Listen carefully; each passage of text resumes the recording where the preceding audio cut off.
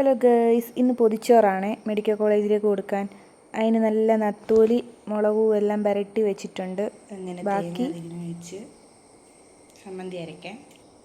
മീൻ വറുത്തത് റെഡിയായി, മെഴുക്ക് പുരട്ടി റെഡിയായി, ചമ്മന്തി റെഡിയായി, നാരങ്ങ അച്ചാറും പൊതിച്ചോറിന്. ഇനി വിളമ്പുമ്പോൾ കാണിക്കാവേ. ചോറും റെഡിയായി. എന്നിട്ട് ഇല വാട്ടുവാണ്. ഇലയ്ക്കകത്ത് വെച്ച് ചോറെല്ലാം വെച്ചിട്ട് പ്ലാസ്റ്റിക് കവറിലും വെക്കുന്നുണ്ട് ഒരു സേഫ്റ്റിക്ക് വേണ്ടി.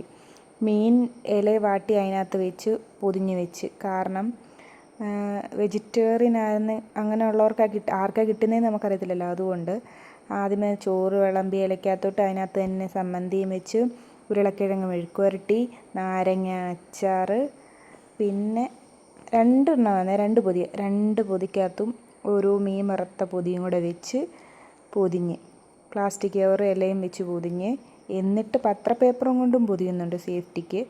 ഇന്നത്തെ വീഡിയോ ഇത്രയേ ഉള്ളൂ ഗൈസ്. ബൈ.